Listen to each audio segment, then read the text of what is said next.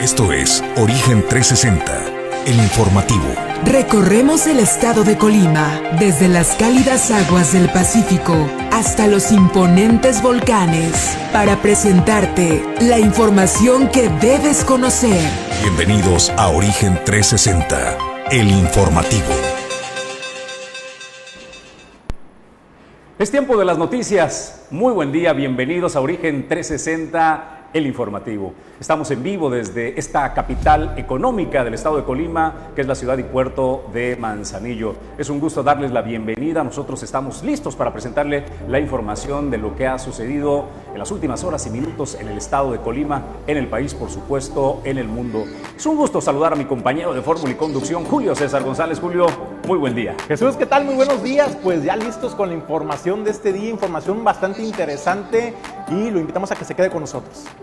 Con el segundo café de la mañana estamos listos para presentarle la información, y si les parece, bueno, le cuento un poco lo que vamos a tener el día de hoy.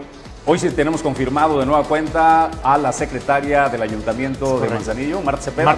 Marta Cepeda viene a hablar la continuación de un tema que iniciamos presentándole el día de ayer, que es la desaparición de las autoridades auxiliares en la ciudad y puerto de Manzanillo. También tenemos a la maestra en psicología, Hortensia Moreno, que nos hablará de las emociones. Muy a menudo hablamos de las emociones, ¿no?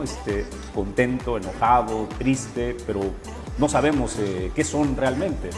Hortensia Moreno estará colaborando con nosotros. Ella es una maestra que tiene especialidad en psicología y nos estará conduciendo con un lenguaje sencillo para que todos entendamos y aprendamos a conocernos, Julio, esta sección de salud emocional que cada martes, a partir de hoy, estaremos presentando para nuestros seguidores, y más información que les tendremos el día de hoy. Pues también, Jesús, la verdad es que muy buenas noticias para el sector turístico, particularmente para el puerto de Manzanillo, porque pues ya Jesús cierra con muy buenos números este último puente vacacional de noviembre, pero también hay que decirlo, las expectativas para lo que viene diciembre, esto marca la pauta, 80% de ocupación hotelera, le adelantamos al auditorio de Origen 360, pero además también, Jesús, se vino a compaginar con el Buen Fin y eso también retribuyó a otro sector muy importante que es el del comercio. A ver, Julio y amigos que nos están viendo, ¿no sentiste como que nos pusimos a soñar otra vez con la normalidad? Sí, claro. ¿No sentiste como un viaje en el tiempo de 1 año y 9 meses atrás? Este puente me parece que nos dio la sensación por primera vez de estar en normalidad.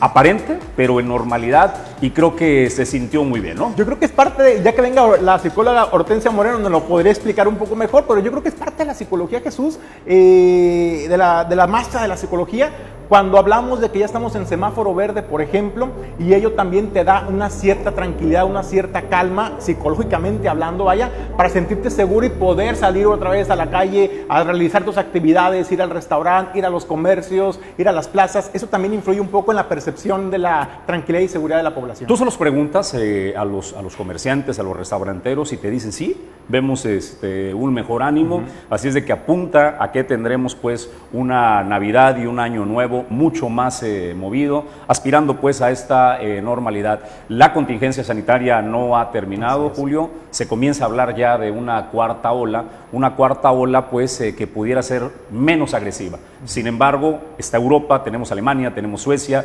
tenemos un montón de países desarrollados que ya están viviendo la cuarta ola y que tienen porcentajes de vacunación mucho más alto que el México. Para tener una idea, nosotros andamos en el 40 y tantos % apenas de vacunación con el esquema completo, ¿no? Y andamos en 20 y tantos con una sola dosis. Para ponerlo solo en contexto, en países desarrollados, otra vez nuestro vecino Estados Unidos, Europa, bueno, tenemos países también de América Latina que ya van por la vacuna para niños, arriba de los 5 años, la de Pfizer, que es la única que está aprobada para este proceso, y en México, bueno, pues el gobierno se está amparando para que aquel ordenamiento judicial que le habían dado de que tenía que poner la vacuna a los niños, se ampara para no ponérsela. Es de ese tamaño, pues, lo que estamos viviendo. Sin embargo, no perdamos, pues, el optimismo que estamos viviendo con este puente que nos puso a soñar otra vez con la normalidad, siempre cuidándonos. Sabemos y el protocolo, y creo que dentro de un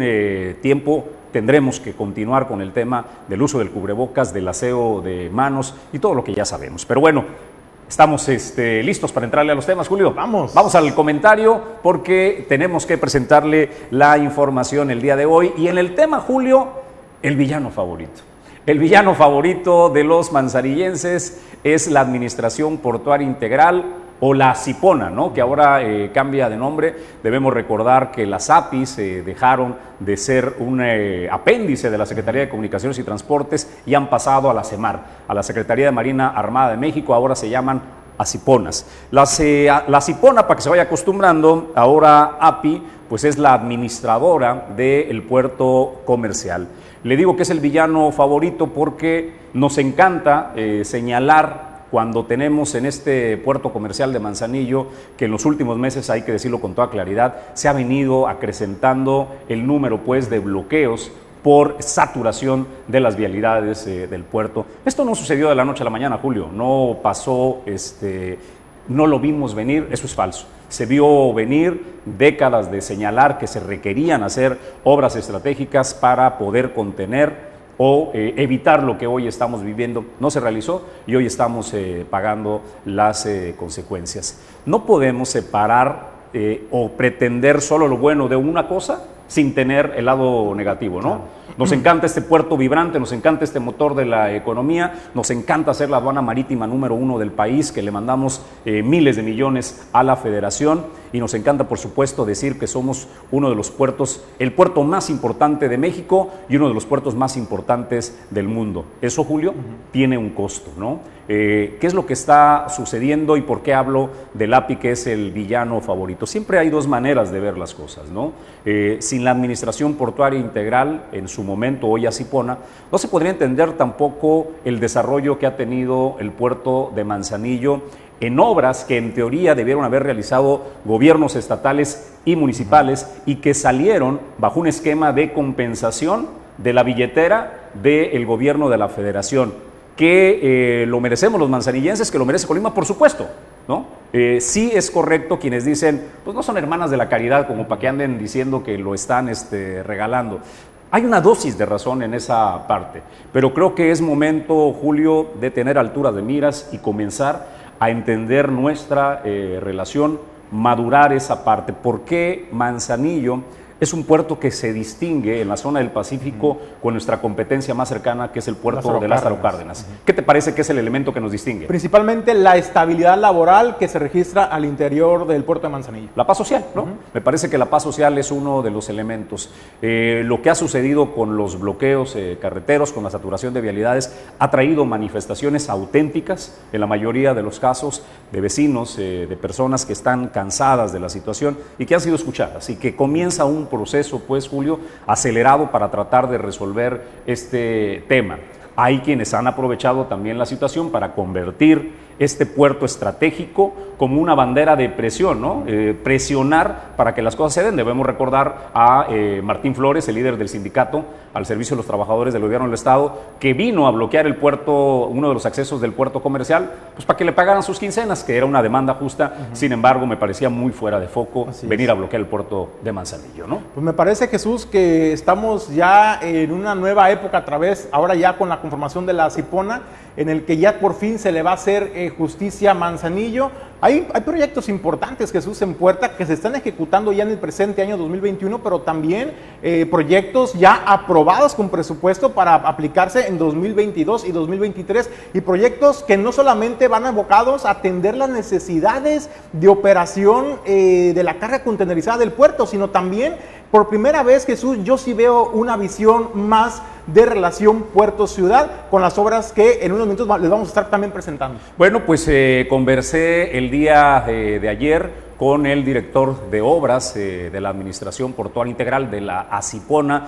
en este programa que hacemos los lunes, no se lo pierda, a las 8 de la noche, en coproducción con la COPOMA, que es la Comunidad Portuaria de Manzanillo y Origen Informativo. Tenemos un programa que se llama Origen y Destino. El día de ayer tuvimos de invitado al director de esta ACIPONA, el director de obras, y nos dio a conocer precisamente lo que estás hablando, Julio, nos desglosó. Le recomiendo este programa. Nosotros vamos a sacar extractos solamente de lo que le presentamos el día de ayer, pero le recomiendo que lo busque en nuestro portal de Origen Informativo, aquí en Facebook, lo puede buscar en YouTube, y también estamos en Spotify, lo puede encontrar ahí. ¿Qué fue lo que nos habló? Aquí le presentamos un poco del avance de lo que está por venir para el 2022-2023, que hay presupuesto ya aprobado para estas obras.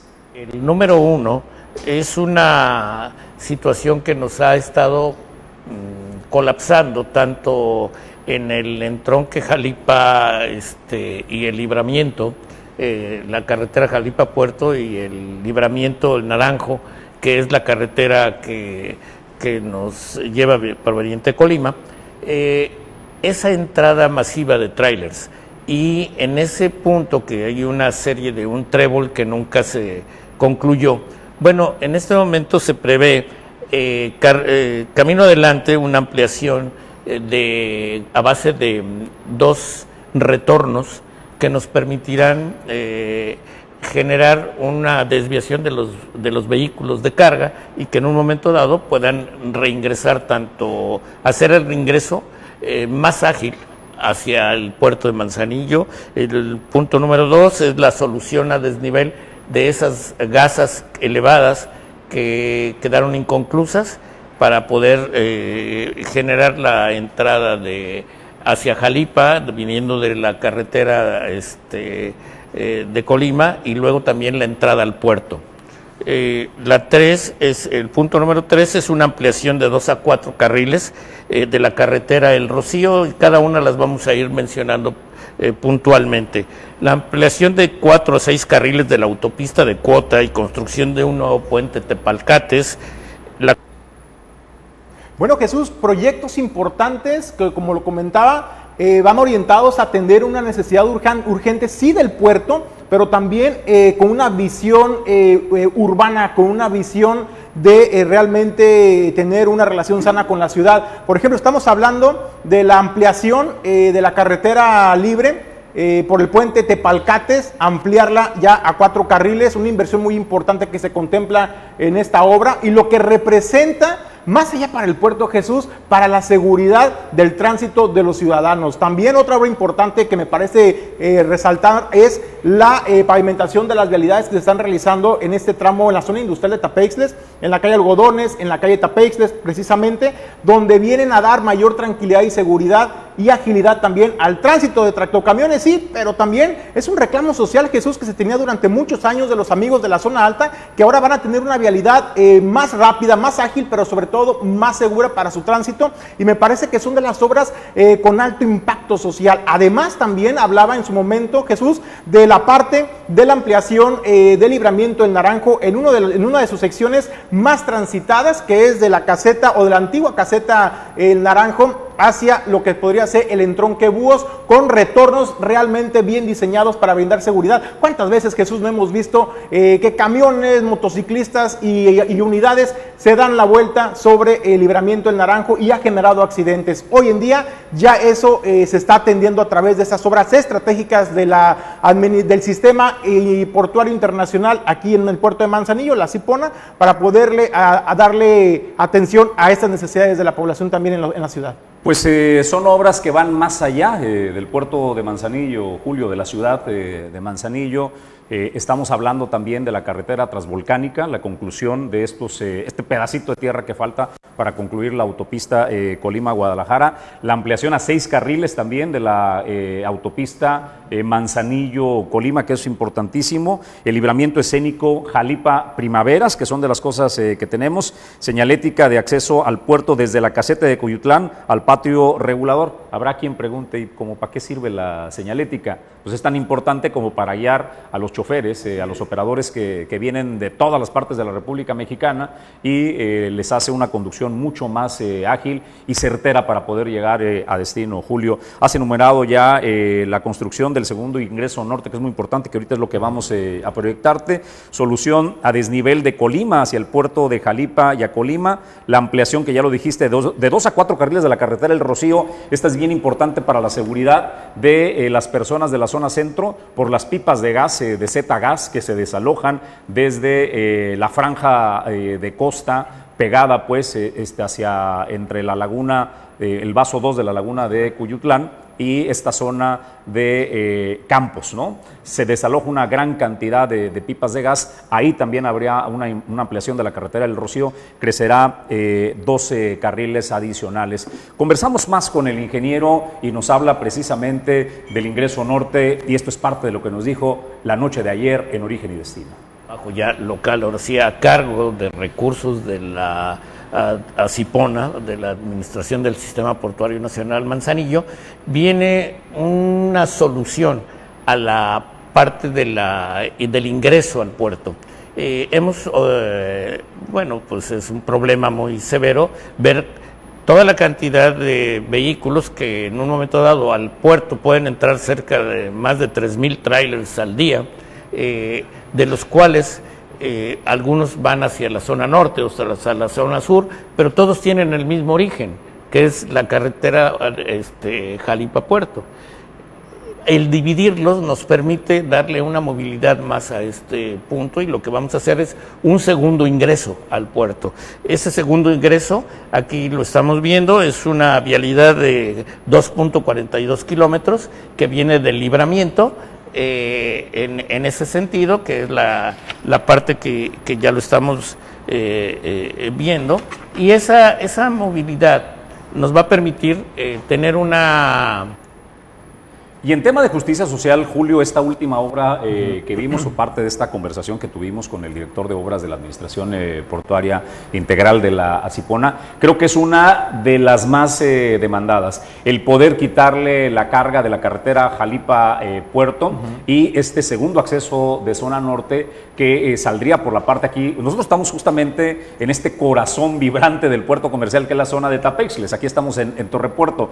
A espaldas de Torrepuerto, precisamente, va a venir una de las vialidades que se va a elevar, se va a construir este tramo de 700 metros que a ti te genera como que un poco de ruido, dudas, para que se pueda librar el Boulevard Costero Miguel de la Madrid y pasa un puente elevado. El ruido que te mete o la duda que tienes es que desde tu perspectiva te parece que sería un tramo muy corto. Yo no soy elevado. No soy ingeniero ni experto en obras, Jesús, pero pues si hablamos por experiencia ciudadana, tenemos por ejemplo el puente que se realizó en el barrio 5, ya esquina con Avenida Paseo de las Gaviotas, en donde pues realmente pues el puente es una curva tremenda, Jesús, y estamos hablando de unidades pequeñas. Cuando estamos hablando de unidades de carga, por ejemplo, de doble contenedor, de fules, me parece que el peso que ellos cargan de la mercancía, yo no sé si les vaya a ajustar el motor, o son máquinas muy potentes, Jesús, pero 700 metros para levantar esas moles de acero, híjole. Mira, ahora que estuve conversando con el director de obras de la Administración Portuaria Integral, me ayudó, por eso les recomiendo, tú ya viste la conversación completa. En un momento de la charla que tuvimos el día de ayer, le dije, y se los digo ahora, cuando uno escucha con atención el proceso de una obra, desde la planeación, la presentación del proyecto, Julio, ¿por qué tarda tanto en realizarse una obra? Porque a menudo nos preguntamos eso. Sí, son puras promesas, años que vienen prometiendo las obras. Bueno, para llegar entre la planeación y la ejecución, pasa este tiempo. A lo que voy es el tema de los estudios. La duda que tienes al respecto es una duda legítima, pero supongo que está basado en los estudios de ingeniería, de planeación, claro, para poder llegar a esta conclusión. Sin embargo, prometo que la próxima vez que pueda conversar con el director de obras, le hago extensiva esta duda. Te voy a decir por qué mi inquietud de que al final de cuentas no vaya a salir a resultar una obra que luego veamos congestionado hasta el puente o el camino elevado, porque ya se descompuso un tractocamión, porque le tronó la máquina o porque no aguantó el peso y la pendiente, todo. Y por qué, Jesús, este pensamiento medio extraño ya de desconfianza en nuestras autoridades que realizan obras importantes en el estado de Colima. Para muestra un botón, el túnel ferroviario, el distribuidor vial Portal API, por ejemplo, se nos prometió en ese momento, y ahí está la evidencia, los videos, las entrevistas, que fueron bastantes, donde se aseguraba que con esas obras, Jesús, se iban a eliminar los cruces ferroviarios. Así se dijo, general, los cruces ferroviarios por la ciudad. ¿Desde cuándo los medios de comunicación señalamos y dijimos, mentira, falso, no es cierto? Porque no se estaba contemplando el cruce por la Flechita en la zona de Tapextles, y tampoco se estaba contemplando el cruce al acceso principal por Manzanillo, también por la zona de Tapextles. Entonces, ya lo sabíamos los manzanillenses, Jesús, que esa obra no iba realmente a retirar el centro, el cruce ferroviario por la ciudad, como se nos planteó en un momento. Simplemente lo sacaron de San Pedrito y de la zona de ahí del Tajo. Pero hay un ingrediente distinto nada más de aquel momento a este, Julio. ¿Quiénes ejecutan la obra? La Secretaría de Comunicaciones y Transportes en ese entonces. Hoy lo van a realizar, la Secretaría Marina Armada de México, ¿no? Armadas. Entonces, creo que merecen el beneficio de la duda. Hay obras en ejecución, tenemos el aeropuerto de Santa Lucía, creo que la ruta crítica más o menos que han trazado, ahí van. Habrá que esperar. Yo entiendo, a mí me parece muy legítimo las dudas que planteas, puede suceder. Sin embargo, pues habrá que esperar que las cosas se den en estos nuevos tiempos con las nuevas ideas, y donde están operando presupuestos, recursos y ejecutando obras una Secretaría de Marina Armada de México, un ejército mexicano.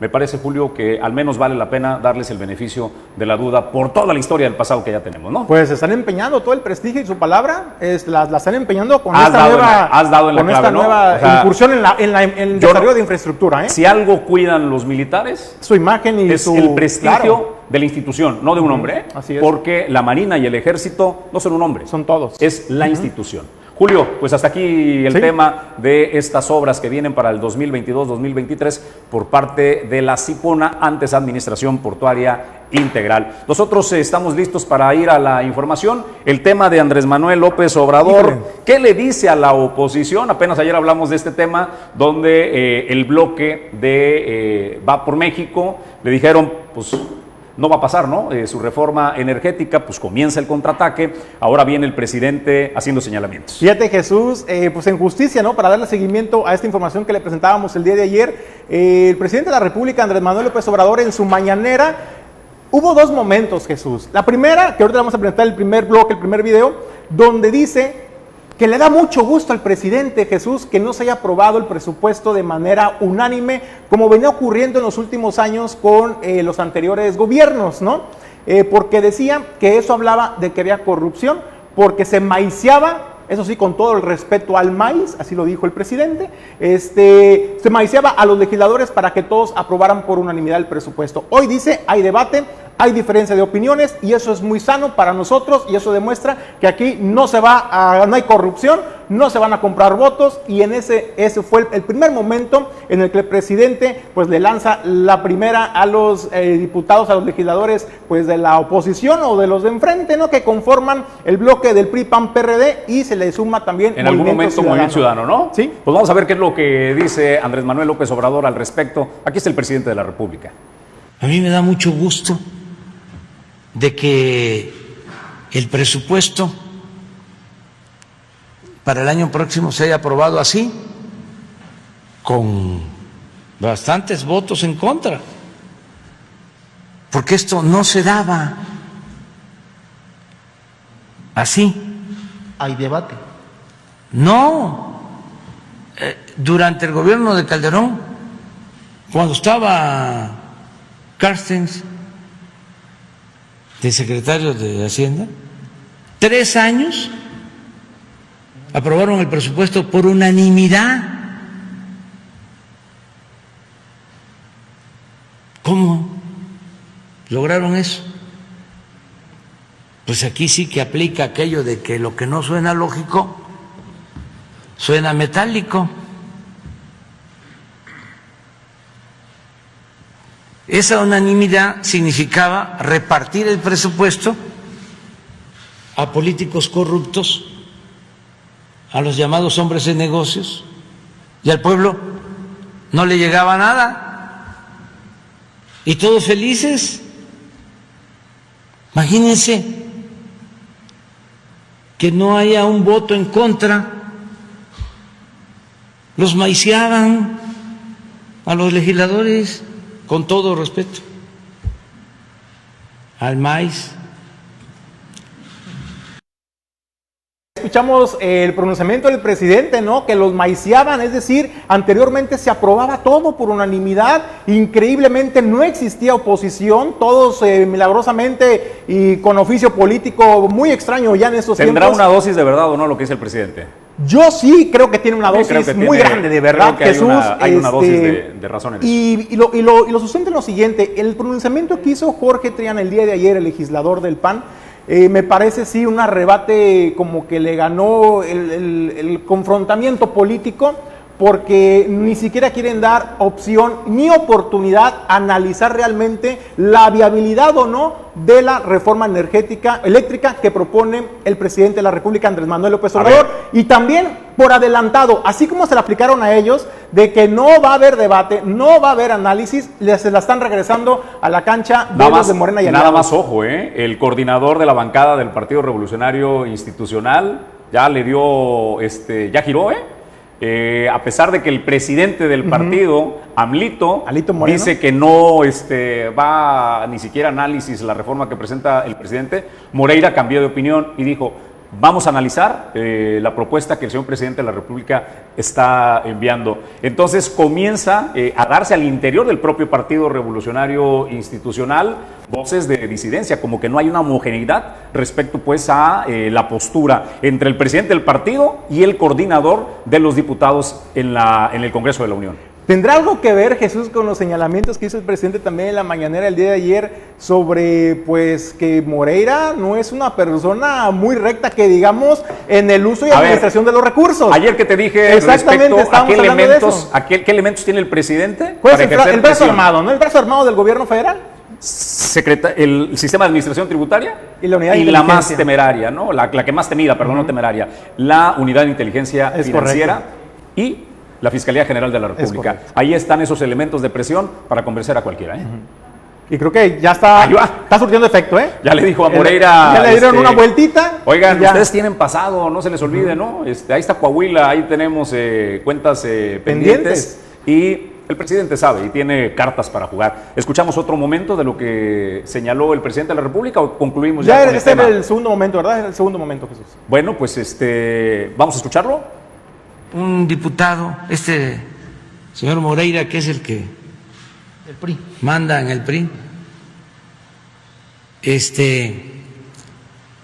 amenaza y dice, como no hubo negociación, no hubo partidas de moche, entonces que se olvide el presidente, no vamos a aprobar la reforma eléctrica. Pues si no es conmigo, es con el pueblo. Si no aprueban la reforma eléctrica, pues van a terminar de demostrar que no representan al pueblo, que representan a las empresas extranjeras y a los que han hecho jugosos negocios al amparo del poder público. Van a afianzarse, si no aprueban la reforma eléctrica, como buenos salinistas. Pues es el presidente lanzando pues este mensaje. A ver, Julio, hagamos apuestas. ¿Pasa o no pasa la reforma? Sí pasa. También creo que pasa. Pondrá sus condiciones la oposición y creo que en algún momento por debajo de la mesa algo tendrá que ceder el presidente, porque así son los acuerdos políticos, ¿no? Así es. Parte de las negociaciones. Se pueden destrozar, pero nunca hacerse daño los políticos. Y lo hemos visto a lo largo de la historia política en México, país. Del país, Jesús. Entonces, en el mundo. No es nada del otro mundo, ni de qué sorprenderse, caramba. En el mundo entero. Pero bueno, hasta ahí el tema del presidente de la República y la defensa por su reforma energética. Nosotros estamos listos para pasar a nuestra colaboradora del día de hoy para tenerles lista esta presentación. Siempre digo, Julio, que la salud física, todos nos preocupamos, ¿no? Comer sano, hacer ejercicio para vernos y sentirnos bien, pero regularmente se nos olvida acá, ¿no? Y acá también. Y acá, el tema de las emociones, la salud emocional es importantísima. Si la pandemia nos vino a enseñar una lección y dejarnos algo en claro, y les vino a dejar mucha tarea a psiquiatras y psicólogos esta pandemia, es el tema de la salud emocional, ansiedad, depresión y otras emociones con las que se tiene que lidiar. Nosotros hoy presentamos a partir de hoy, todos los martes, a nuestra colaboradora, la maestra en psicología, Hortensia Moreno. Así como cuidas tu cuerpo, también cuida tu mente. Bienvenidos a Salud Emocional. Es un gusto darte la bienvenida, Hortensia. Primero, muchísimas gracias a aceptar colaborar con este equipo de Origen 360. ¿Cómo estás? Buen día. Buenos días, muy buenos días. Pues muchas gracias a ti por la confianza y la invitación, Jesús, Julio César, muchas gracias. Estoy muy contenta de estar aquí. Me presento, soy Hortensia Moreno, soy psicóloga infantil y terapeuta familiar y estaremos aquí todos los martes a las 8 de la mañana en un espacio tratando de hablar de salud emocional, de la importancia de las emociones, qué son, el impacto que tienen en nuestras vidas, quién las controla, quién las regula, cómo podemos gestionarlas y sobre todo aprender hábitos saludables e higiene emocional para poder lograr lo que tantos queremos, que es el bienestar psicológico, establecer un equilibrio en nuestra vida, que todo lo que nos impacta, cómo podemos transitarlo de manera calmada y encontrar paz en nuestro corazón. Pues entremos en materia. Así es. Y después de que hagas tu ponencia, pues entramos nosotros con los comentarios, Hortensia, ¿te parece? Me parece muy Adelante, bien. ¿Les por favor. parece si establecemos primero el objetivo de este espacio? A mí me gustaría que este espacio fuera una pequeña pausa en nuestras vidas, un momento de autorreflexión, donde así como acostumbramos ir al dentista, abrimos la boca, nos revisa qué tan limpios, sucios tenemos los dientes, ve por ahí si tenemos una caries, si traemos una muela ahí picada, nos la curan, nos las limpian y nos dejan la boca más limpia, que así sea este espacio, una pequeña pausa, un pequeño momento de autorreflexión, donde todos demos un brinco hacia adentro, veamos cómo nos sentimos, qué nos pesa, qué no nos pesa, cómo traemos la mochila cargada de emociones, empezar a identificar las emociones y ahí ir adquiriendo herramientas que nos permita, si no quitarlas, sí al menos acomodárnoslas y modificar para aligerar las cargas. Entonces tomemos la mano y caminemos juntos en esa búsqueda de esa salud emocional, porque sin salud emocional y sin salud mental no hay salud. Y ojalá logremos normalizar hablar de emociones y de salud mental. Y como primer tema me gustaría que pongamos aquí, que platiquemos sobre las emociones. ¿Qué son las emociones? Las emociones es un estado, es un cambio de estado de ánimo que nosotros no regulamos. Es una respuesta fisiológica a algo que pasa externo a nosotros. Es decir, muchas veces nosotros confundimos las emociones con los sentimientos y es muy importante aprender a identificarlas. Una emoción es un cambio de estado de ánimo de corto tiempo. Un sentimiento dura muchísimo más, porque a veces hablamos de nos sentimos felices, ¿no? Y realmente nos estamos sintiendo alegres, que es la emoción. Entonces, ¿por qué es importante identificarla? En medida que nosotros sepamos lo que estamos sintiendo y podamos expresarlas, es el reconocimiento de nuestra emoción y es el primer paso para poder establecer salud emocional.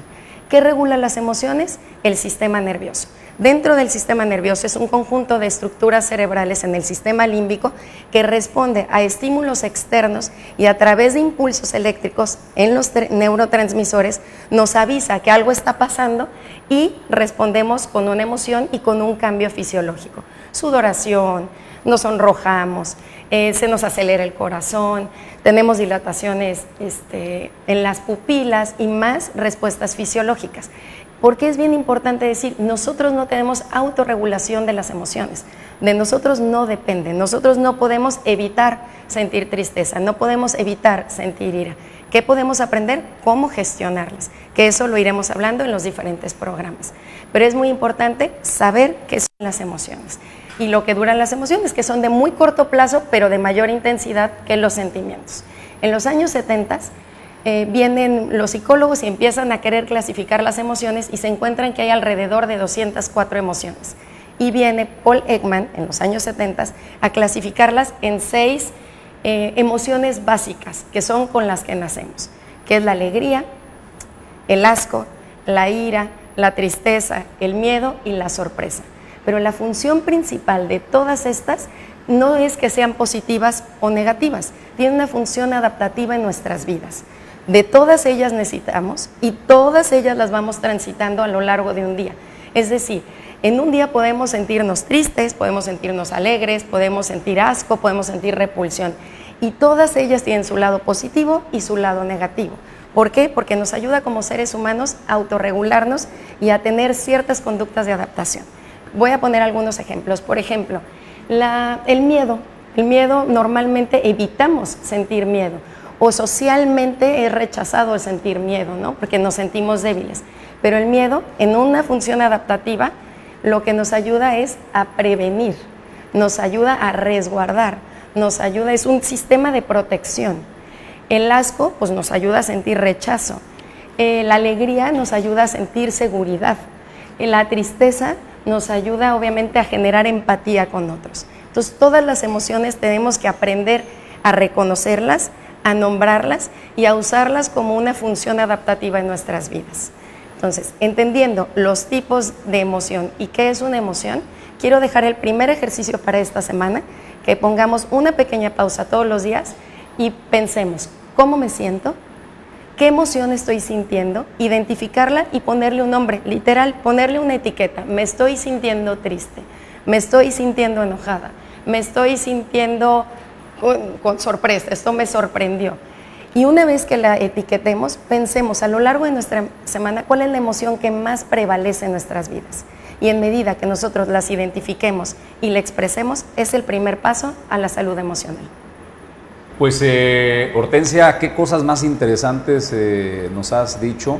Quiero iniciar preguntándote, nos han venido insistiendo que la felicidad es el estado casi permanente en que debemos estar para estar bien. Entonces, me acabas de decir hace unos momentos que a lo largo de nuestro día experimentamos distintas emociones y sentimientos. Y está bien, entonces, sentir eso. O sea, es imposible estar alegres todo el tiempo. Por supuesto. No solo es imposible, es algo que nosotros no podemos regular. El sistema nervioso lo está provocando. A nosotros, si yo llego a un lugar y huele mal, es inevitable sentir asco. Y voy a sentir el rechazo. Y a través del aprendizaje voy a decir, cada que llego a Origen Informativo, algo no me gusta algo, me hace sentir rechazo y a lo mejor es algo que me dio asco en ese momento. Entonces, el aprendizaje nos enseña a sentir sentimientos, o sea, nos hace sentirnos plenos, nos hace sentirnos felices, pero la emoción, la alegría y todas las que acabamos de mencionar, es inevitable poder sentirlas. ¿Qué tenemos que hacer? Identificarlas y cómo regularlas. Por ejemplo, Hortensia, a ver, sí entiendo la parte de las emociones y de los sentimientos, ¿no? Emoción es algo temporal. Así es. A lo largo del día podemos tener 1000 emociones, una montaña rusa, ¿no? Las personas somos una montaña rusa de emociones. Totalmente. Y por 204 ejemplo, nos dijo, para ser preciso. 204. Y hablaba Jesús hace un momento de que el estado de ánimo, digamos, en general, que nos ha vendido por siempre, hay que estar siempre felices y hay que estar contentos, ¿no? Procurar ser contentos, felices. Y lo vemos en las redes sociales, ¿no? Que todo el mundo, lo que se publica, pues es porque están contentos. Nadie publica cuando está triste o deprimido, claro. o deprimido. O solo, claro. Exactamente. Entonces, es lo que te vende también un poco la mercadotecnia en las redes sociales, de la mentira, del engaño. Así y eso es. tiene un impacto en la gente. Pero hay personas, Hortensia, por ejemplo, que de repente yo sí las veo todo el día contentos, o sea, 24 horas, 7 días a la semana.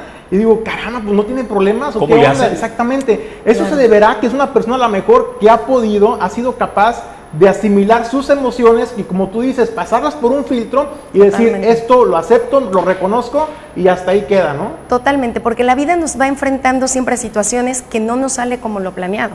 O sea, hoy por hoy nos subimos al coche y se nos pone el semáforo en rojo y no nos podemos pelear porque se nos puso en rojo. Sin embargo, hay quienes se pelean con el semáforo porque se pone en rojo y de verdad, a partir de ahí, toda la evocación de emociones es negativa, ¿no? Porque llegó mal, porque no sé qué, porque bla, bla, bla. Entonces, el secreto o el tip ahí es en la autorregulación, en identificarlas. Sí las estoy sintiendo, sí me siento triste, sí me siento enojada, sí esto no me gusta, sí esto me da asco, pero ¿qué puedo hacer con ellas para sobrellevar el sentimiento de positivismo, de sentirme bien, de salir adelante? Esa es la capacidad inmensa que tiene el ser humano de poder sobreponer la emoción que esté sintiendo. Entonces, no es que vivan felices, pero sí viven con una postura mucho más positiva, mucho más de poder contener cualquier emoción que esté sintiendo.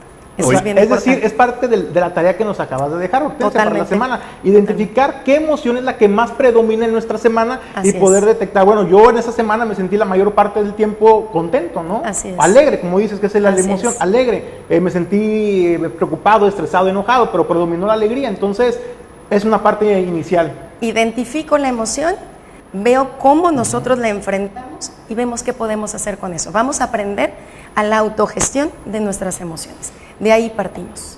La pandemia otra vez, Hortensia. Yo decía cuando inicié el informativo de Origen 360 la mañana de hoy, que este puente como que nos puso a soñar otra vez con la normalidad, ¿no? Sí. Nos hizo sentir como que, chin, ya pasó lo peor por fortuna.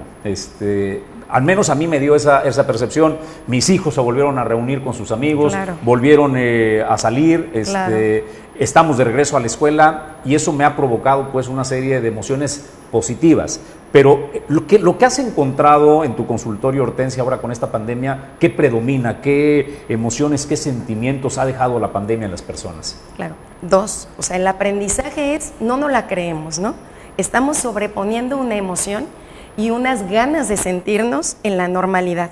Sin embargo, el sistema, acuérdense que podemos engañar a todo menos al sistema nervioso. El sistema nervioso se está preparando porque sabe que en cualquier momento puede venir otra ola, alguien infectado cerca, y él está todo el tiempo alerta. Tan es así que en nuestra nueva normalidad nos ponemos el cubrebocas, nuestros sentidos están mucho más expuestos a ver quién tose, a ver, el sistema nervioso está alerta, sabe que en cualquier momento algo puede pasar.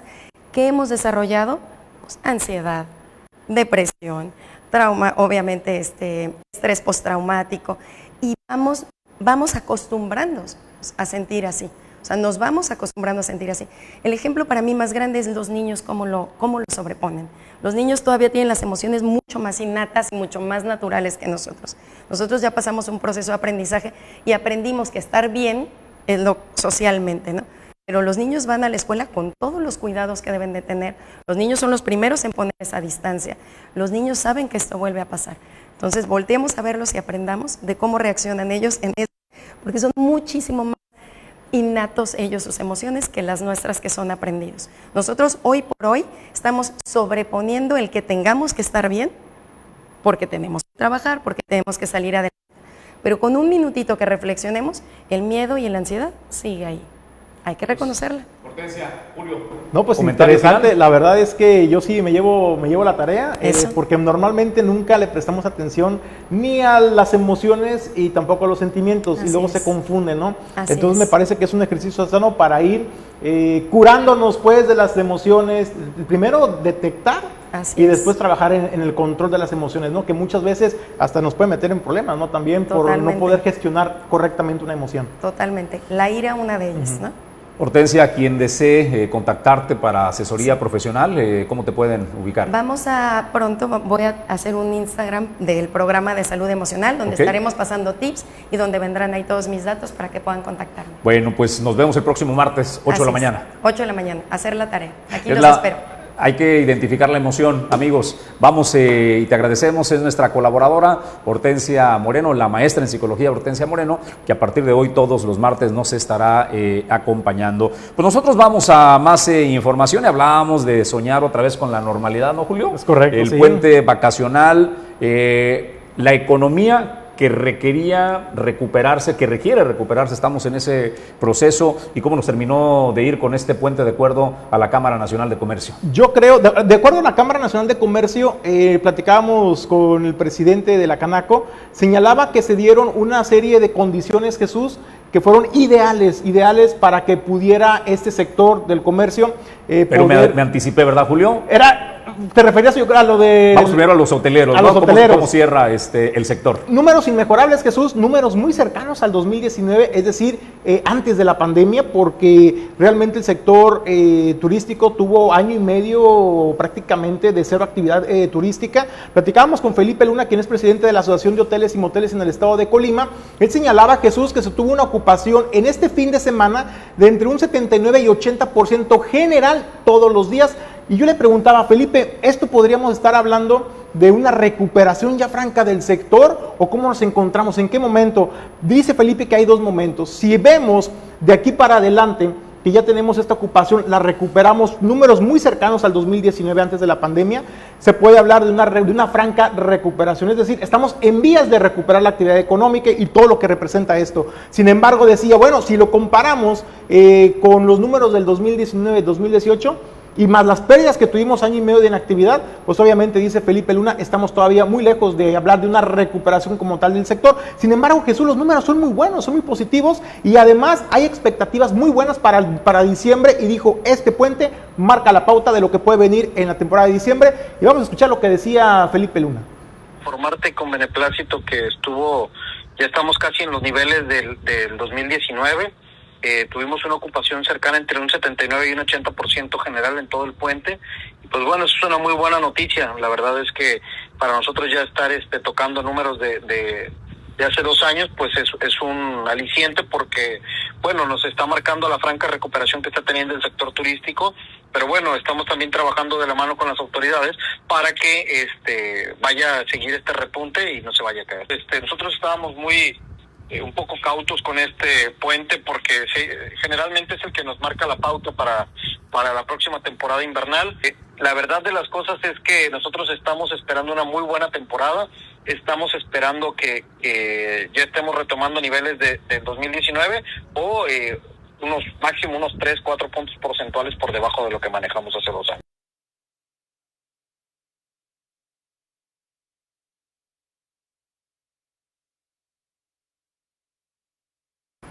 Y bueno, Jesús, esto era lo que platicábamos con Felipe Luna. Hay buen ánimo, Jesús. Realmente esa temporada, ese puente vacacional significó, pues ahora sí que un respiro, una bocanada de aire para el sector turístico. Hay que decirlo, la han pasado muy mal nuestros amigos hoteleros, restauranteros, que realmente se están empezando a dar las condiciones. ¿Qué es lo que se conjuga para que se pueda dar esto, Jesús? Primero, el regreso del semáforo verde, que manda un mensaje al exterior, tanto al mercado nacional como internacional, de que en el estado de Colima, particularmente en Manzanillo, estamos en verde y estamos saliendo adelante de la pandemia. Segundo momento, la campaña y todo este trabajo que realizaron el sector turístico en la entidad, Jesús, para poder enviar un mensaje de tranquilidad y seguridad a los visitantes. es inmejorable y hoy estamos viendo esos resultados de esta campaña. ¿A qué me refiero, Jesús? A la certificación de hoteles, por ejemplo, que era una certificación, digamos, espacios seguros de COVID, ¿no? Era una certificación que realmente les costó varios meses de estar cumpliendo con varios lineamientos. Ellos fueron los primeros en aplicar un protocolo y me parece que hoy estamos viendo los resultados de ese extraordinario trabajo y coordinación que tuvo el sector. Déjate hago pausa ahí, Julio. A ver, ¿verdaderamente crees que al viajero, al turista, le importa el tema de un espacio seguro? O sea, ¿sí se busca eso en un hotel, en un alojamiento, en un hostal? Yo creo que sí. Como muestra, por ejemplo, si yo sé que me gusta ir, por ejemplo, a Manzanillo, ¿no? Y yo sé que hay hoteles que están certificados, al menos con las instancias de salud, están certificados como espacios seguros de COVID, pues yo obviamente voy a procurar irme a esos hoteles donde me están garantizando que las habitaciones están sanitizadas, que hay filtro sanitario, hay gel, la entrada es con el uso de cubrebocas obligatorio, a que si luego me encuentro con hoteles, porque ha pasado en nuestro país, Jesús, hay hoteles a lo mejor muy pequeños, no hablo de grandes hoteles, pero que se han detectado, por ejemplo, que hay brotes de COVID y los cierran, los clausuran y eso les impacta, claro que en la imagen. Entonces la gente deja de acudir a esos espacios. Mucha gente, Jesús, en el país dejó de viajar, dejó de salir de vacaciones precisamente por este temor, porque todos sabemos que si sales a un espacio, pues siempre estás expuesto o incrementa tu exposición al riesgo del COVID. Yo creo que ese es un factor muy determinante y yo creo que la certificación también viene a dar, a lo mejor no es definitivo, pero sí viene a abonar un poco a esta tranquilidad.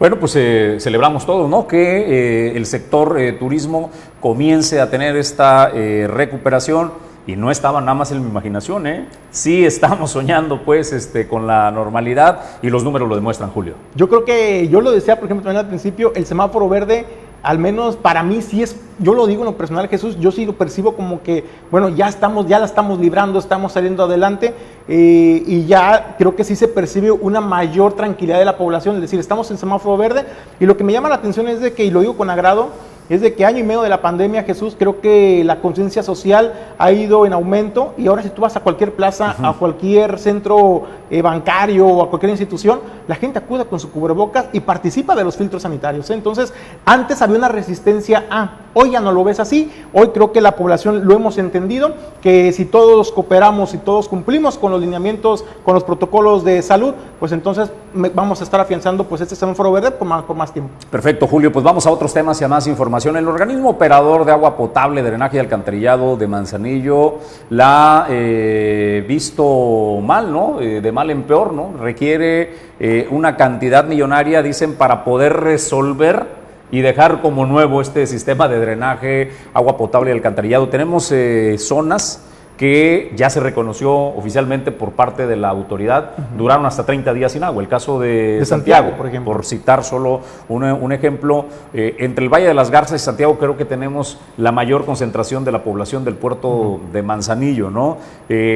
Con las tormentas, el sistema de drenaje colapsó en algunas de las zonas y el abasto de agua se ha visto interrumpido pues por semanas, Julio. 1,000 millones de pesos el organismo operador es lo que requiere para poder resarcir estos daños. Por lo menos, Jesús, atender el rezago histórico que señalaba la presidenta municipal Griselda Martínez, un rezago histórico de 30 años donde se dejó de atender la inversión en infraestructura hidráulica y hoy en día señalaba la alcaldesa que esto tiene sumido al puerto de Manzanillo en una severa problemática en el suministro del vital líquido, pero también, Jesús, en el tema del control de los brotes de aguas negras que están literalmente por toda la ciudad. Lo vemos en Santiago, lo vemos en el Valle de las Garzas, en la zona centro lo hemos visto, incluso en zonas turísticas tan importantes como es la Avenida La Audiencia, que todos los días hay problemas de brotes de aguas, falta de agua potable en Santiago, en Salagua, en Valle de las Garzas.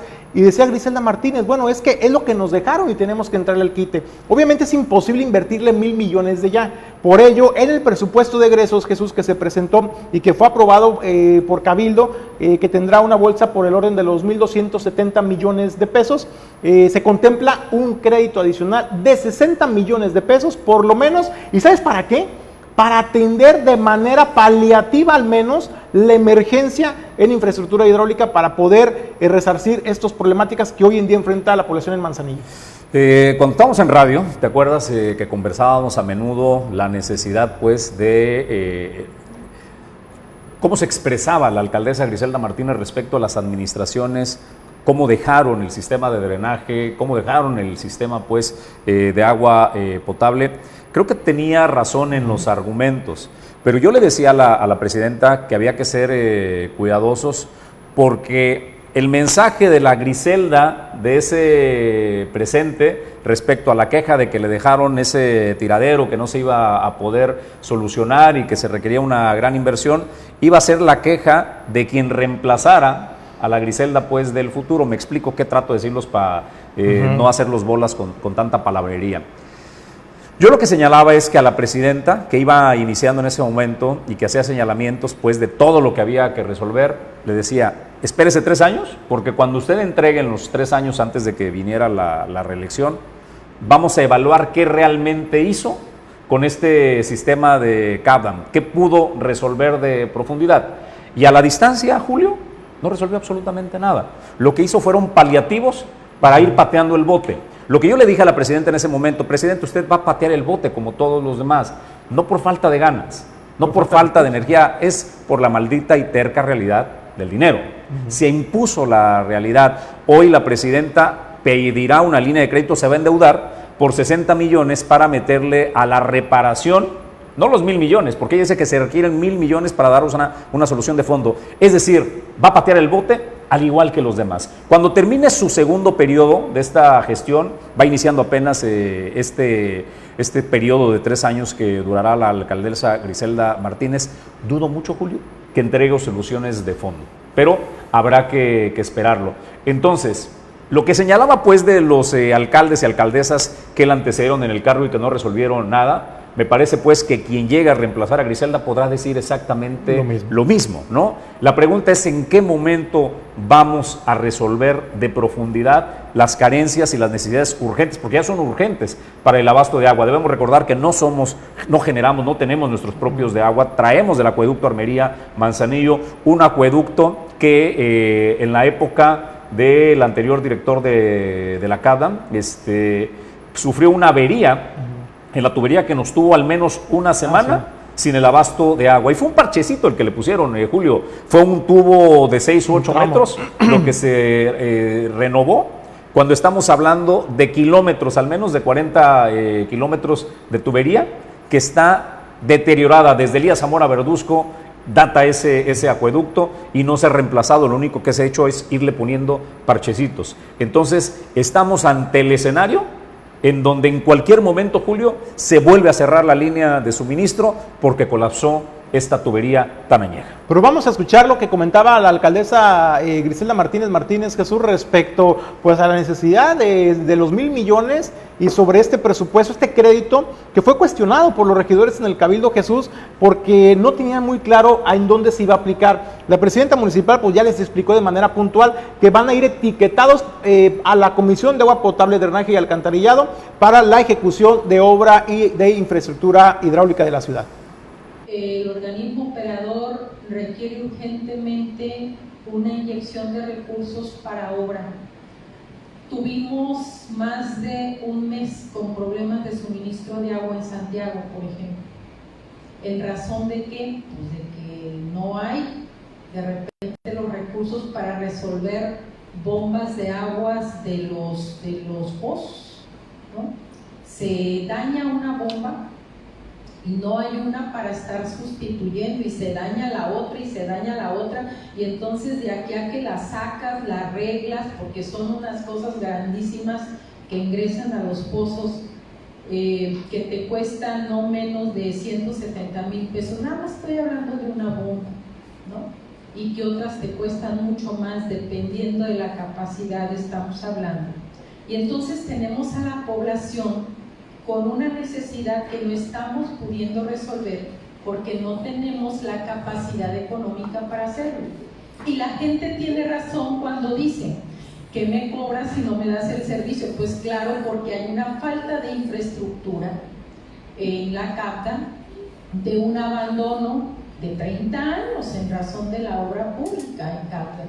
Entonces ahorita hay que resolver todo el desorden que hay y no ha sido suficiente. En la administración pasada le metimos más de 90 millones de pesos solamente a obras de CAPTA y no es suficiente porque Captan requiere urgentemente una inyección de 1.000 millones para drenaje, redes de agua y saneamiento. Entonces estamos hablando de mugrosos 60 millones. ¿Qué van a hacer 60 contra 1.000 que ocupamos? Pero los ocupamos urgentemente, no crean que los ocupamos de aquí a 10 años, no, porque está tronada toda la infraestructura, hay que cambiar todo el mundo reniega, protesta, no pagan el agua y nosotros pues no estamos mejorando el servicio y tenemos que mejorar. Bueno, pues es lo que la alcaldesa Griselda Martínez hizo el planteamiento al Cabildo de la necesidad pues de inyectar estos recursos para poder hacerle frente. Es un paliativo pues al sistema de agua potable. Y recursos, y lo precisó, recursos emergentes que se requieren de ya, Jesús, no se requieren ni en 6 meses, ni en 1 año, ni en 2 años. Urgen estos 60 millones de pesos para atender la emergencia en la que actualmente se encuentra Manzanillo y poder atender pues todas las complicaciones que se tienen en el abasto de agua y también en el sistema de drenaje. Hay que señalarlo, Jesús, algunos de los regidores en el Cabildo pues hacían cuestionamientos porque no tenían muy claro a dónde iba a ir este recurso y cómo se iba a manejar. Después de esta explicación, pues aprobó por mayoría, Jesús, donde la regidora Irene Herrera del Partido Verde, Martín Sánchez Valdivia también del Partido Verde y Sara Valdovinos del Partido Revolución Institucional y de la coalición votaron a favor, fíjate, le dieron el beneficio y el voto de confianza a la presidenta para que se pudiera generar este crédito, pero siempre y cuando se garantizara en el programa operativo de obra. O sea, que estuviera etiquetado el recurso. Que estuviera debidamente etiquetado. Que se gaste en pues, lo que prometieron. Exactamente, para evitar pues cualquier situación por ahí extraña. Y bueno, pues con eso le dan el beneficio a la presidenta Griselda Martínez. Vamos a ver ya una vez que el Congreso del Estado lo dictamine, porque también lo tendrá que aprobar este presupuesto. Pues qué bueno que privilegie la madurez, ¿no? En la oposición para entender que hay necesidades urgentes que atender, que es el abasto de agua potable, porque la misma alcaldesa ha reconocido que en zonas como Santiago se ha durado hasta 30 días sin el abasto del vital líquido. Yo saludo en este estudio, Julio, y le damos la bienvenida a la secretaria del Ayuntamiento, Marta Cepeda. Marta, qué gusto tenerte. Bienvenida. Hola, muy buenos días, Julio, Jesús, muchas gracias por la invitación. Y te ofrecemos una disculpa ahí por No, por el contrario, ¿quién se sale sin sus documentos? Esas cosas solo me pasan a mí. Pero llegué a la oficina, dejé mis cosas, tenía que firmar, vengo corriendo y entonces, para rápido. les pongo en contexto por qué le ofrezco una disculpa a Marta. Bueno, ahorita te vamos a retomar el tema del audio, Marta, porque creo que tuvo un problema tu micro, pero lo vamos a resolver, porque algo nos está fallando con la batería. Les cuento rápido qué le pasó aquí a Marta, por eso le ofrecí una disculpa. La seguridad que tenemos acá en Torrepuerto, pues hay que dejar un documento para poder accesar. Marta no traía la identificación, y se nos hizo aquí, la tuvimos esperando un muy buen rato abajo porque ella llegó puntual a la cita que teníamos programada. Por eso le agradezco el doble que haya tenido la paciencia de esperarnos para poder conversar el día de hoy. Estamos nada más resolviendo el tema, Julio, de el audio con el micrófono de Marta. Si no, le vamos a pasar uno de estos, ¿no? Inalámbricos, porque hay cosas diferentes para preguntarle a Marta. Por ejemplo, este asunto del crédito del agua, que le invitamos para conversar lo de las autoridades auxiliares, sí, claro. Pero pues ya que la tenemos aquí, pues vamos a aprovecharla para poder conversar otras cosas, ¿no? Jesús, me parece que es interesante porque el día de ayer platicábamos con el delegado Alberto Nando Quintal, delegado de Las Brisas, y le presentamos la información a la población, al auditorio de Origen 360, pues de la perspectiva de las autoridades auxiliares, pero también de los representantes populares, en este caso la regidora Sara Valdovinos, y era importante también que el auditorio de Origen 360 pues conociera también pues todas las dos caras de la moneda. Y por eso invitamos a la secretaria Marta Cepeda, a quien agradecemos pues haber aceptado la invitación. A ver, Marta, a ver si ahora sí ya quedamos, Uli, ahorita tú nos dices si ya estamos escuchando a Marta. ¿Listo? Ya. Bien. De nueva cuenta el saludo, Marta, perdón, bienvenida, buen día. No, por el contrario, un gusto saludarlos a ustedes y a todos quienes nos ven a través de este medio, que por cierto, muchas felicitaciones. Gracias, Marta. Me entero que van iniciando, les deseo mucho éxito. Muchísimas gracias, el segundo día de noticiario. El segundo día, conversar. Wow, muy bien. Oye, pues entramos en materia, ¿qué está pasando con el tema de las autoridades auxiliares? ¿Qué lleva a la alcaldesa Griselda Martínez a tomar esta decisión de eliminar casi todas, ¿no? Porque no fueron todas las autoridades auxiliares, entiendo que dejan un par de ellas, sobre todo en las comunidades rurales. Sí, bueno, se eliminan solo 6 delegaciones que corresponden a las delegaciones que se encuentran dentro de la mancha urbana, es decir, dentro de la ciudad de Manzanillo. ¿Por qué? Pues son muchas razones. Si gustan podemos ya plantear de fondo de qué se trata. Hemos platicado mucho con la presidenta y con el Cabildo porque esta fue una decisión tomada por mayoría calificada, que quiere decir que por las 2/3 partes del Cabildo, de que todo aquello que en el primer periodo de administración fue generando problemas, pues no hay problema, y por lo menos personalmente sí lo concibo y así se ha platicado, no hay problema que resista el peso de una decisión.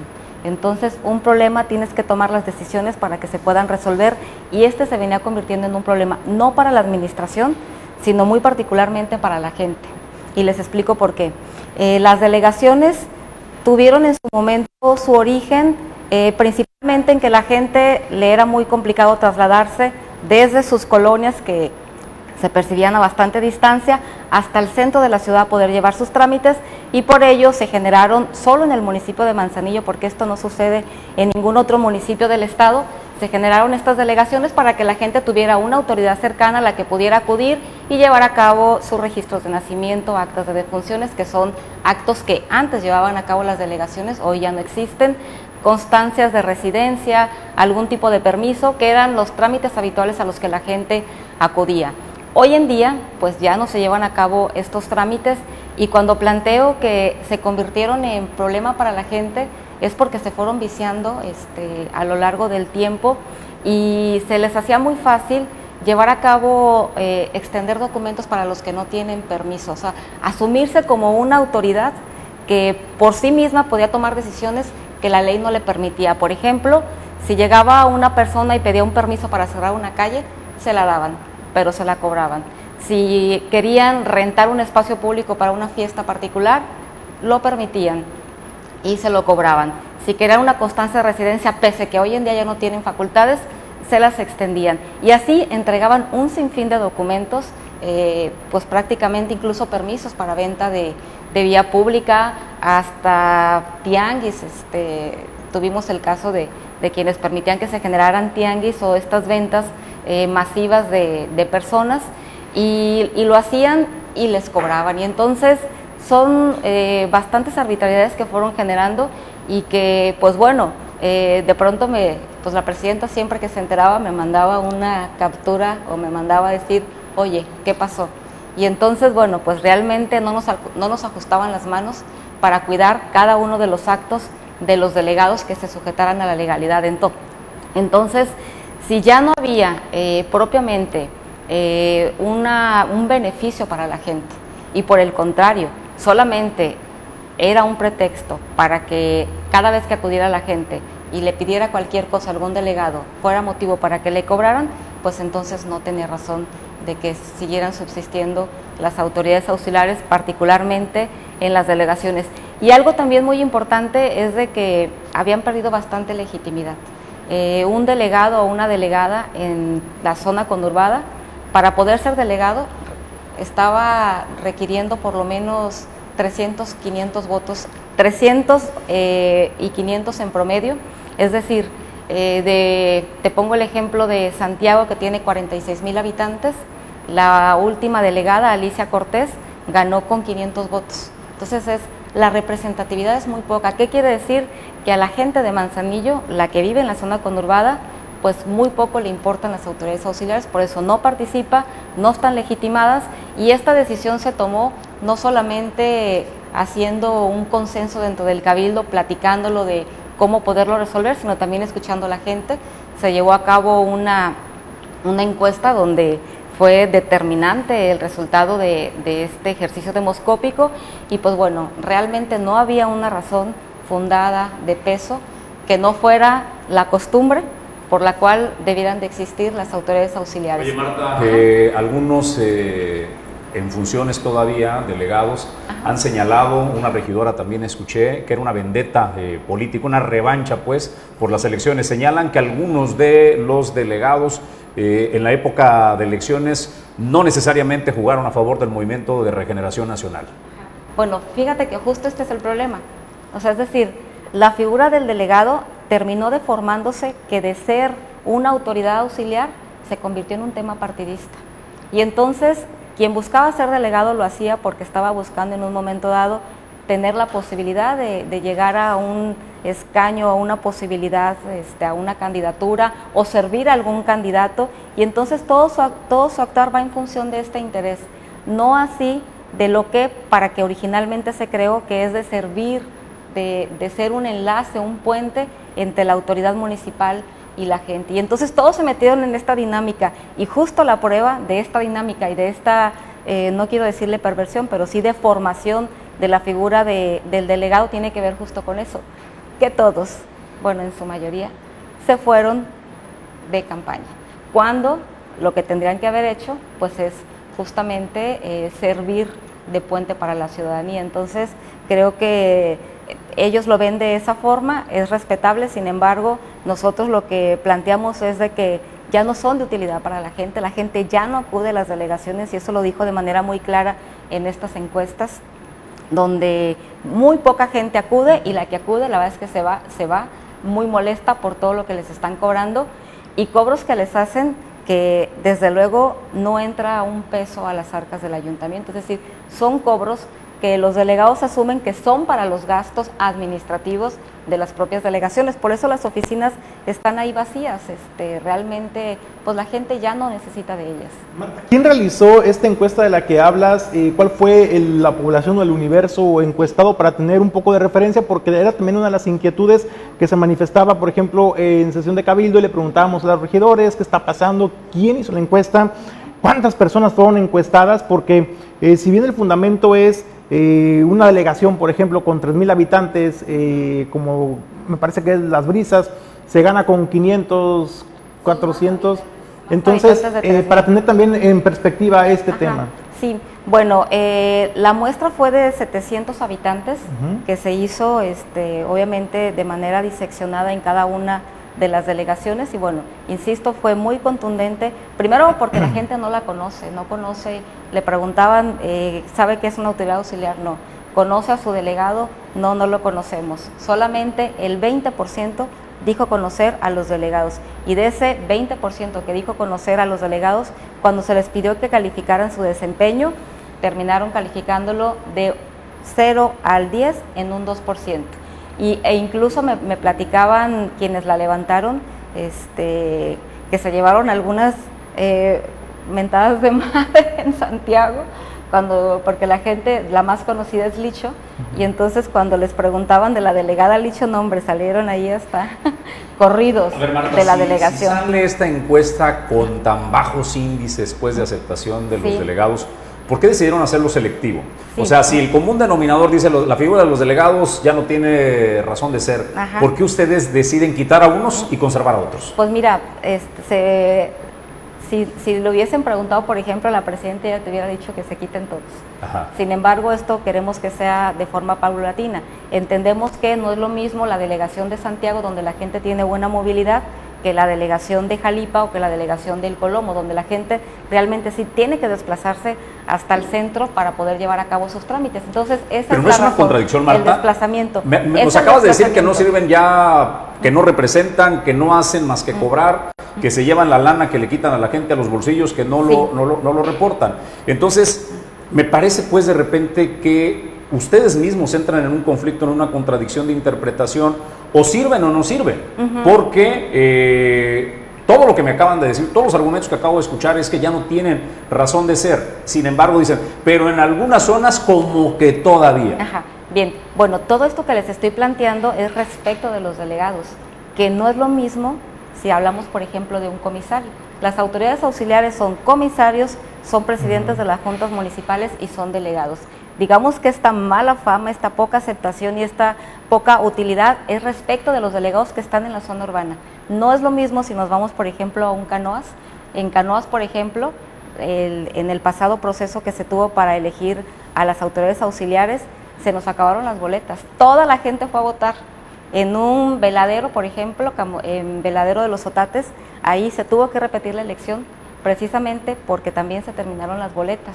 O en Camotlán a las 3 de la tarde ya no teníamos ni una boleta. Entonces es muy distinto la percepción de la gente, es muy distinto la autoridad que tiene propiamente estas figuras, ya sea en una comunidad, en un ejido o aquí en las ciudades. Entonces, si vemos por un lado el desempeño de unos y por otro lado el desempeño de los otros, que estamos hablando de los delegados, consideramos que era oportuno que esto fuera gradual, que los delegados que son donde se está generando esta inutilidad fueran primeramente los que se suprimieran y que se siguiera valorando la posibilidad de que en un futuro las delegaciones que no son conurbadas, que están fuera de la mancha urbana, y las comisarías sean valoradas para ver si pueden continuar o no. ¿Qué va a pasar con los servicios, Marta? Por ejemplo, en Brisas, Santiago, Valle, no hay Salagua, por ejemplo, cuando vayan a tramitar alguna acta de defunción, que anteriormente lo realizaban, actas de nacimiento, etcétera, los pocos trámites que realizaban, ¿a dónde va a acudir la gente? ¿Qué va a pasar? Porque pudiera a lo mejor entenderse o interpretarse de que pues ya no van a tener a la mano, la accesibilidad de los trámites y que van a tener que trasladarse ahora al centro. Es una de las cuestiones que se han presentado. Sí, bien, bueno, en aquellas delegaciones donde se tenían instalaciones propias, como es el caso de Las Brisas, el caso de Salagua y del Valle, es decir, donde no se tiene que pagar una renta, lo que se va a hacer, que además ya están ocupadas con más instancias municipales, particularmente en el Valle, donde está el Centro Municipal de Mediación, lo que se va a hacer es reforzar en términos de trámites administrativos, es decir, que se conviertan en centros operativos para que la gente pueda llevar a cabo estos trámites. Van a seguir las funciones del registro civil porque ya no las firmaban los delegados, las firma el oficial del registro civil del municipio. Entonces van a continuar los registros de nacimiento, se van a habilitar más oficinas para que ahí se puedan llevar a cabo pues las diferentes gestiones, los trámites, los pagos que hace la gente, y bueno, para que pues les sigan sirviendo o sigan siendo útiles en términos de estos trámites, pero ahora reforzados. Digamos que las delegaciones ahora, de ser de elección popular, van a estar bajo el control del ayuntamiento, a lo que entiendo. Bueno, van a ser oficinas donde se podrán llevar a cabo trámites oficinas ya municipales, del ayuntamiento. Miren, les explico un poco por qué esto no se podría hacer. Siempre que se buscó reforzar las delegaciones, que decíamos, bueno, vamos, si ya se está pagando una renta, por el caso de Santiago, pues vamos generando que la gente haga más trámites. Se mandaba personal y salían mal con los trabajadores sindicalizados, entonces era muy complicado.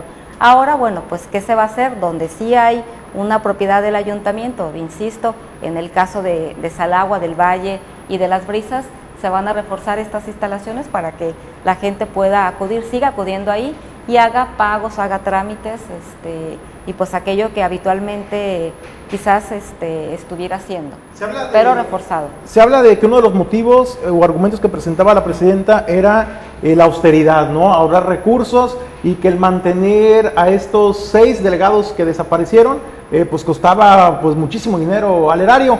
¿Cuánto es lo que costaban los delegados, los eliminados, al año al ayuntamiento? Y si ya tienen ustedes un balance, Marta, ¿de cuánto le va a costar al ayuntamiento el mantener esas oficinas que comentas con esta prestación de servicios? Bueno, yo creo que le costaba más a la gente por todo lo que le cobraban, realmente. O sea, les estamos quitando un problema porque esa autoridad que asumían que ellos tenían, esa permisibilidad para estar sacándole dinero a la gente, créanme que va a ser muy bueno y la gente lo va a agradecer. ¿De la gente ingresaban a las arcas municipales? No, por supuesto que no. ¿Es un delito? Por supuesto que sí, sí. ¿Hay denuncias presentadas Mira, por estos delitos? tenemos, sí, no propiamente denuncias, por lo menos hay unos 9, varios. De hecho, en esta administración, no sé, quizás ustedes no se enteraron, pero se iniciaron procesos y fueron destituidos 5 autoridades auxiliares. Hay en la Contraloría denuncias en contra de varias autoridades auxiliares, es decir, todo se ponía de conocimiento de la Contraloría, y esta ha procedido con las investigaciones y ya ha habido resultados. Tal es el caso de que varios de ellos fueron destituidos. David Díaz, por ejemplo, antes de fallecer, ya había sido destituido de la delegación de Campos. Pero lo que sí es importante que la gente entienda es que, y que incluso personalmente era complicado, porque cuando la presidenta, insisto, me decía, oye, ¿qué onda? ¿Y qué está pasando con tal delegada? Y mira, y ahora están haciendo aquello. Yo le decía, es que no me alcanzan las manos. No me alcanzan las manos para estarlas cuidando. Bien. En realidad. Oye, entonces, Marta, regreso a la pregunta, Marta. Si me dan chance, nada más un comentario rapidísimo de los que están ahorita en vivo. Hortensia Martínez de Moreno dice: hay que corregir pero no destruir, vigilar y aplicar los reglamentos. El que unos incurran en errores no generaliza. Creo que los ciudadanos tenemos otra idea de la función de las autoridades auxiliares e incluso queríamos que pusieran una en el centro histórico, que al carecer de esta figura está en el abandono total. Pero bueno, pues en el centro histórico ahí está el corazón de la administración, ¿no? No es procedente, pues, porque ahí es la cabecera municipal. Mira, sí lo pensamos, o sea, sí se platicó de, bueno, ¿por qué no se busca que se les genere un reglamento mucho más estricto? Se busquen perfiles, ¿no? Ver que realmente se le pongan requisitos que eviten que llegue gente que tenga pocos escrúpulos. Sin embargo, lo que hemos visto es de que en realidad ya es una figura que con el tiempo se ha ido desnaturalizando tanto, es decir, ya hay una visión tan partidista que realmente poco les interesa llegar a contribuir con la administración municipal. Entonces, lo que te quiero decir es que no importa quién llegara, difícilmente se iba a convertir en una figura que ayudara. Obviamente, y hay que decirlo muy claro, pues no son todas las autoridades auxiliares, ya les decía, hay casos realmente muy sobresalientes, Canoas, por ejemplo, Nuevo Cuyutlán, incluso delegados, una delegada que realmente me parece que hizo, iniciando con una delegación muy pequeña, sin trabajadores, por ejemplo, ella terminó teniendo una cuadrilla de 5 trabajadores. Los delegados los trabajadores que no querían en otras delegaciones porque se conflictuaban con las delegadas, terminaron yéndose, por ejemplo, a Tapeistles. La delegada Esmeralda ahí hizo un buen trabajo, pero tenía pocos servicios. Y así, no podemos generalizar, sin embargo, insisto, ya es una figura muy desnaturalizada de su función real, que debiera ser un enlace, un puente entre la administración y la gente. Marta, comentabas que en ese momento no contribuían al ayuntamiento.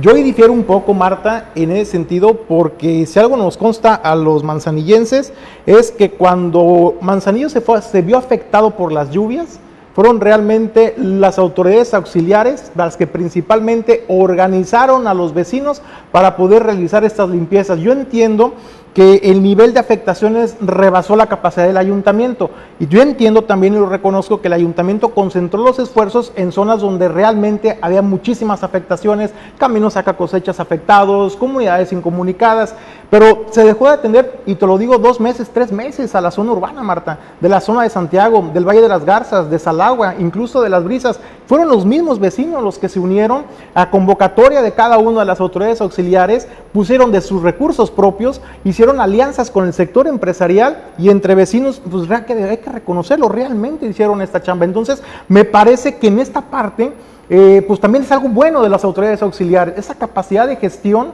que tuvieron para organizar a los vecinos, gestionar apoyos con los empresarios y poder sacar adelante al menos las necesidades más prioritarias después de las afectaciones de las lluvias. Entonces, eso es mi percepción, lo que se vivió en las calles, Marta. Regreso a mi pregunta, ¿cuánto costaban las autoridades auxiliares? Y sobre el costo que va a costar el mantener, por ejemplo, estas oficinas que comentabas hace unos momentos, donde se van a seguir prestando pues prácticamente los mismos servicios, ¿no?, que se siguen prestando. Bien, bueno, pues el dato particular no lo tengo, me comprometo a hacérselos llegar de cuánto cuesta en su funcionalidad las autoridades auxiliares, pero volviendo un poco al punto que planteas, en realidad, pues muchos dicen que hacen, pero la realidad es de que la gente cuando se quiere organizar se organiza sola. Estos esquemas de que una persona sea la cabeza y de que toda la gente en torno a ella se organizan, en realidad ya no funcionan así. La gente cuando realmente participa, incluso es cuando no ven una cabeza visible, sino que realmente hay una corresponsabilidad de decir, quiero ver mi colonia mejor, y entonces yo me organizo y veo la manera en cómo se pueda ir, en este caso, afrontando un tema o una contingencia como fueron las lluvias. Entonces, una cosa es lo que platican y realmente otra cosa es lo que sucede en la realidad. ¿Qué hacían los delegados? Bueno, pues sí, avisaban de la situación y gestionaban, pero quien terminaba haciéndolo sí eran los vecinos, pero de la mano del ayuntamiento, con todo el equipamiento institucional que se tiene. Oye, pues Marta, casi para terminar la conversación contigo, Julio, si no tienes inconveniente, hasta aquí el tema de los delegados, aprovechando que ya estás acá, Marta, el tema del crédito para poner orden, pues, o al menos los paliativos, ¿no? Para el sistema de drenaje y alcantarillado, agua potable también aquí en el puerto de Manzanillo, 60 millones de pesos. La única duda que me salta, Marta, cuando presentó su último informe de labores, la alcaldesa habló de ahorros importantes. ¿Presentó ahorros por 100 y tantos millones, más o menos? Sí. ¿Cuánto fue lo que...? Más o menos esa cantidad, sí. ¿Qué pasó con ese dinero? O sea, ¿por qué ahorramos una muy buena cantidad de millones y hoy tenemos la necesidad de solicitar un crédito de 60? Bien, bueno, algo que es importante es de que no propiamente es un crédito. Es decir, se dice crédito y la gente inmediatamente piensa que le vas a pedir prestado a un banco porque no tienes dinero. Esto no es así. ¿Qué es lo que se está haciendo? Esta banca de financiamiento que es Banobras, lo que te está planteando, y es una posibilidad que se los da a todos los entes públicos, es que dispongas de un crédito anual para poder llevar a cabo infraestructura. No es un crédito obviamente que vaya a irse después posterior a la administración. Entonces, ¿no se puede? No se puede. Sí se puede, pero tendrías que recurrir al Congreso del Estado. Bueno, de este recurso que dispones, no es lo mismo de que dispongas de 20 millones para afrontar una necesidad en un año, que digas, dispongo de los 60 millones que me permiten los 3 años que voy a estar en la administración para llevar a cabo una gran obra que permita que en este momento y no en 3 años resuelva una necesidad apremiante. Entonces esto es lo que se hace. Dispones de ese recurso, siempre está ahí, es una posibilidad para cualquiera de los ayuntamientos. Obviamente si tienes capacidad de pago, entonces lo que te haces es llegarte de recursos ahorita para resolver el problema y no resolver un poquito ahorita y el próximo año otra poquita obra y el último año la última obra, ¿no? Prefiero resolverlo ahorita todo de fondo o bueno, lo más que se pueda para que pues ya se tenga pues una mejor infraestructura en este caso. Está bien, Marta, no es un crédito que están pidiéndole a Banobras. Esa es la razón y bueno, si no hubiera tantas necesidades de obras tan urgentes en Manzanillo, pues evidentemente pues no se recurrían a este tipo, digamos que son de financiamientos, ¿no? Pero no es una deuda. Pero la parte que yo no entiendo, amigo, me encantaría preguntárselo a Griselda, sé que no está en tu área de responsabilidad porque tú eres la secretaria del ayuntamiento y tu área es otra. Nos gustaría mucho que le hicieras extensiva la invitación a la alcaldesa para poder conversar este tipo de cosas y entenderlo, porque la parte que me gustaría mucho poder comprender y creo que a los que nos siguen también es, cuando has ahorrado tanta lana, que fue lo que se dijo, ¿a dónde se fue este ahorro? O sea, ¿qué sucedió con este ahorro? Porque si logras ahorrar todo ese dinero, se supone entonces que resolviste todas tus necesidades y te quedó la mitad todavía. ¿O cómo entiendes que un ayuntamiento ahorre dinero y no logre resolver el tema de agua potable, no logre resolver el tema de vialidades, no logre resolver todas las necesidades propias de un ayuntamiento? ¿Por qué le llamamos ahorro entonces cuando hay un montón de cosas por resolver, como bien lo dijiste, no hay dinero que alcance? Sí, exactamente. Mira, se tiene un presupuesto que dices, me lo voy a gastar de aquí a diciembre porque es gasto corriente, inversión en obras y demás. Bueno, si estás en el mes de octubre y realmente no te has gastado lo que habías estimado que te ibas a gastar, por ejemplo, en gasto de operatividad, por ejemplo, en personal, te va generando un colchoncito. Y entonces cuando se es tan austero como se está haciendo en el municipio de Manzanillo, incluso lo que te proyectas terminas gastando menos. ¿Qué haces con ese dinero? Evidentemente es en los últimos meses, pues lo direccionas en aquello que es más urgente. Sin embargo, es bien importante decirles, Jesús, que por más que tengas un ahorro, no hay dinero que alcance en Manzanillo para cumplir con todas las deficiencias que se tienen, particularmente con la infraestructura en Manzanillo. Vemos las calles, las demandas, lo ha dicho muchas veces la presidenta, se ocupan más de 2,000 millones para hacerle frente apenas a todo aquello que tiene que ver con un programa de obras de mejoramiento de nuestras calles. O sea, entendemos que hay un rezago que se han venido heredando una y otra vez. Ustedes seguramente van a heredar rezagos porque es imposible, no hay dinero que alcance para solucionar todo. No, o sea, Manzanillo. el mismo CAPDA necesita 1,000 millones de pesos. Estos 60 Sí. que le van a inyectar, pues hombre, es un nada. curita, es nada Sí. para las necesidades de fondo que se atienden. Pero me parece, pues, Marta, que es un tema de discurso solamente. Hablar de ahorro cuando hay tantas necesidades y cuando ese dinero, supuesto ahorro, realmente se reorientó y terminó gastándose, entonces no es ahorro, es un mejor aprovechamiento de los recursos. Decir, a ver, estos 100 millones que antes a lo mejor se orientaban en otras cosas innecesarias, ahora los estamos orientando para obras prioritarias que les benefician a ustedes. Porque si tú dices, tengo un presupuesto de 1,200 millones y me gasté los 1,200 millones, no tuviste ahorro en lo absoluto. Te gastaste tu dinero, tu presupuesto, lo orientaste a otras obras prioritarias. En mi percepción, Marta, es solo un tema de discurso y está bien, o sea, está bien el tema de que se gasten el dinero, porque no hay dinero que alcance para las administraciones en ningún lugar del mundo, Marta. O sea, no solo en México y en nuestro estado Colima, en el mundo entero los servicios públicos. Suecia, que es un país muy desarrollado, tiene necesidades y a veces no les alcanza el presupuesto. Porque los entes públicos pues justamente no están propiamente para generar un ahorro, sino para cumplir las demandas. ¿Qué plantea la presidenta cuando habla de ahorro? Pues decir, si me iba a gastar 10 pesos, ¿qué creen? Me gasté 6 pesos. Me estoy ahorrando 4 que los voy a direccionar para que haya más obra. Ese es el planteamiento de ella. Está bien. Y entonces, en esta ley de ingresos que se aprobó, justamente esos ahorros van a este universo de esta gran bolsa que se va a tener para que los siguientes instrumentos que va a ser, por ejemplo, el programa de obras, se digan en qué se van a gastar. Pues me encantaría tener en la silla y poder conversar con Griselda Martínez, que sería la persona, pues, Marta, que trae ahora sí que todos los datos, ¿no? Ya no voy a venir, ¿eh? No, yo encantado de tenerte, pero me refiero a que tu tarea, tienes una gran tarea, tienes muchas cosas que hacer, pero la de los números, pues es la presidenta, ¿no? Que es la que trae el dato de la administración. Sí, por supuesto. Y nos encantaría poder conversar con ella. Sí, claro que sí, yo le hago extensiva su invitación y pues bueno, también los invito, no sé si ustedes se han dado cuenta, ella hace un ejercicio informativo, le llama Las Mañaneras y ahí da datos muy puntuales del quehacer gubernamental y bueno, pues temas como Hemos estos ahí presentado se incluso tocan. extractos de videos de ese ejercicio que Ajá, hace para poder bien. presentar información.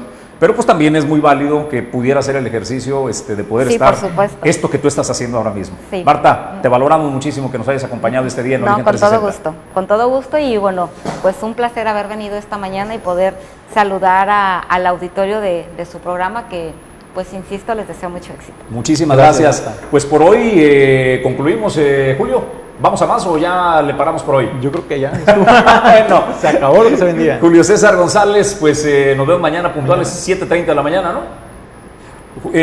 Ulises Quiñones en la producción general. Yo soy Jesús Llanos y le deseamos que tenga un extraordinario día.